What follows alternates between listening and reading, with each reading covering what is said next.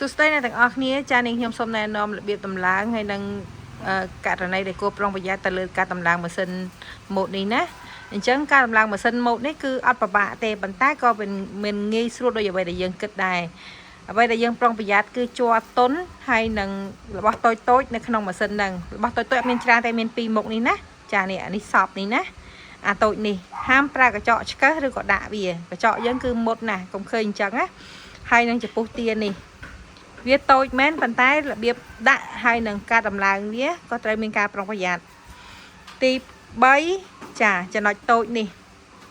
กลายนี้คือเชี่ยมันมันจะกลายสะทมอนะแต่ออกนี้ห้ามชักจอนี่จังนะเนี่ยชักจอเนี่ยในนี้ខ្ញុំដាក់ដៃពីលើនេះណា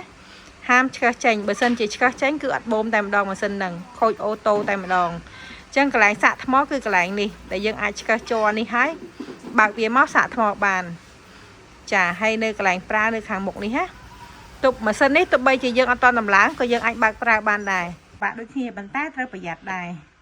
ម៉ាស៊ីននេះមានការប្រយ័ត្នខ្ពស់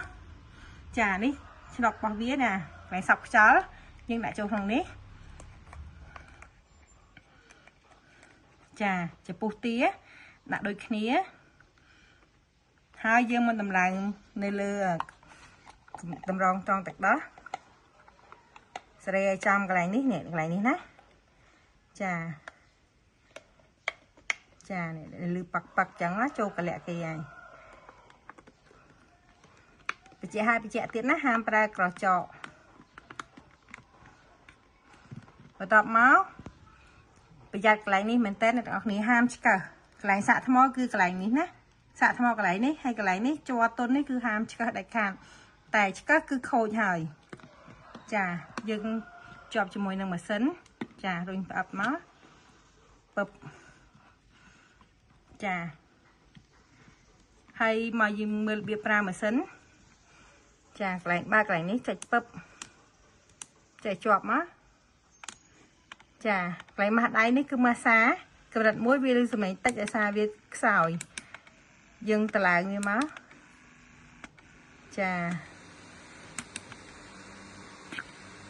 នេះឮសម្លេងណាចាពេលយើងចង់ដូរមុខងារទៅសញ្ញាបានជប់នេះបានន័យថាកូនបឺតបានន័យថាបូមទឹកដោះហើយអានេះបូមមកទៅហឹងតែម្ដងចាតំណក់ទឹកនេះយើងដូរមកទៀតម៉ាសានេះដូរបាន3មុខងារហើយបើយើងចង់បិទចុចអានេះឲ្យជាប់តែប៉ុណ្្នឹងទេចាសម្រាប់ម៉ាស៊ីននេះវិញគេមានឆ្នាំងសាករបស់គេហើយនៅពេលដែលអ្នកនរគ្នាឈប់ប្រើដោះម៉ាស៊ីនចេញយកអានេះដាក់ក្នុងផ្លាសេក្នុងទូទឹកកកម៉ាស៊ីនអត់ផ្លាសេជាមួយទេណាខ្ញុំបញ្ជាក់ជូនឲ្យប៉ុណ្្នឹងអញ្ចឹងសម្រាប់ការទុកដាក់បើសិនជាអ្នកទាំងអស់គ្នាមើលវីដេអូនេះហើយនៅតែមិនយល់ត្រូវឆាតសួរទៅក្រុមការងារយើងជាបន្ទាន់អរគុណ